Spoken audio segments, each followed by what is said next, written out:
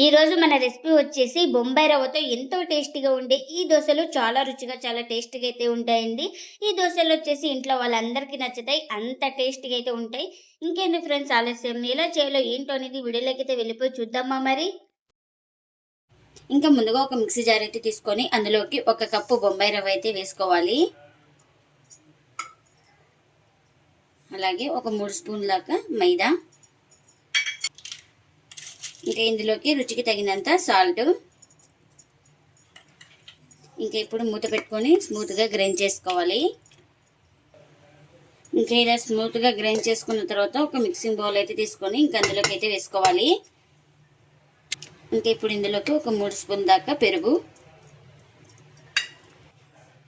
ఇంకా ఇప్పుడు ఇందులోకి ఒక హాఫ్ గ్లాస్ దాకా వాటర్ అయితే వేయాలి. ముందుగా ఇంకా వాటర్ వేసుకొని ఇక్కడ ఉండలు లేకుండా పిండి మొత్తాన్ని బాగా కలుపుకోవాలి.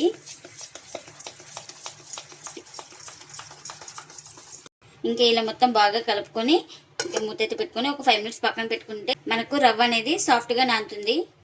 ఇంకా ముందుగా ఒక కడాయి పెట్టుకొని ఇంకా అందులోకి కారానికి తగినంత మిర్చి అయితే వేసుకోవాలి.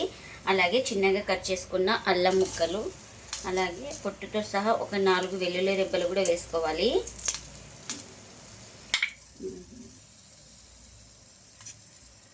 ఇప్పుడు ఇందులోకి 1 స్పూన్ దాకా ఆయిల్ కూడా వేసుకోవాలి.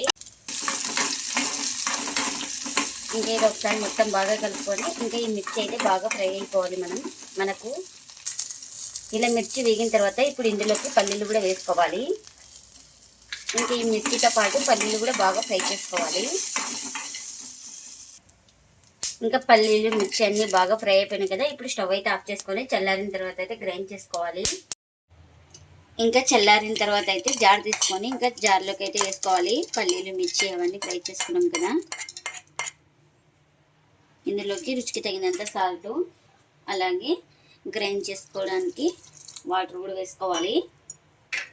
ఇంకా ఇప్పుడు మూత పెట్టుకొని గ్రైండ్ చేసుకుందాం. ఇంకా గ్రైండ్ చేసుకున్న చట్నీని ఒక బౌల్లోకి అయితే తీసుకుంటున్నా. ఇంకా ఈ చట్నీకి పోపు కూడా పెట్టుకున్నాను, ఆ పోపుని కూడా వేస్తున్నా. మనకు చట్నీ అయితే రెడీ అయిపోయింది. ఇంకా ఒక 5 మినిట్స్ తర్వాత అయితే చూపిస్తున్నాను. ఇంకా మనకు రవ్వ కూడా బాగా నానింది. ఒకసారి స్పూన్ తోటి ఇలా బాగా కలుపుకుందాం. ఇప్పుడు ఇందులోకి చిన్నగా కట్ చేసుకున్న కొత్తిమీర కూడా వేసుకోవాలి. ఈ కొత్తిమీర కూడా వేసుకొని మొత్తం ఇలా బాగా కలుపుకుందాం.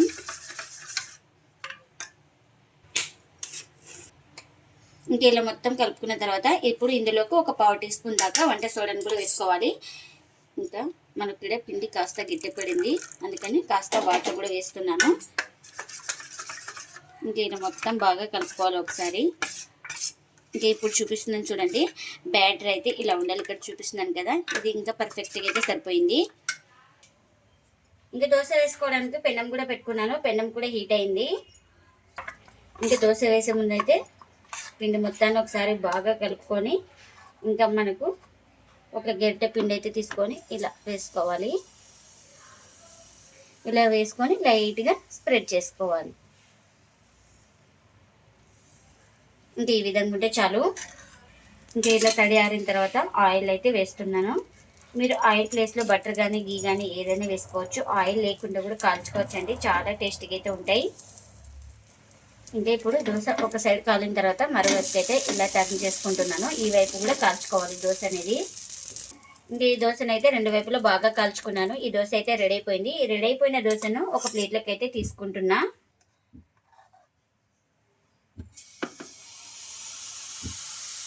ఇంకా ఇప్పుడు మరొకటి అయితే వేస్తున్నాను. ఇలా మనకి ఎంత కావాలో అంత పిండిని అయితే వేసుకొని ఇలా లైట్గా స్ప్రెడ్ చేసుకోవాలి. ఇంకా ఇలా తడి ఆరిన తర్వాత ఆయిల్ అయితే వేస్తున్నాను. ఇంకా ఈ దోశ అయితే ఒక సైడ్ అయితే కాలింది కదా, ఇంకొక వైపు అయితే ఇలా టర్న్ చేసుకొని ఈ సైడ్ కూడా కాల్చుకోవాలి. ఇంకా ఈ దోశ కూడా రెడీ అయిపోయింది.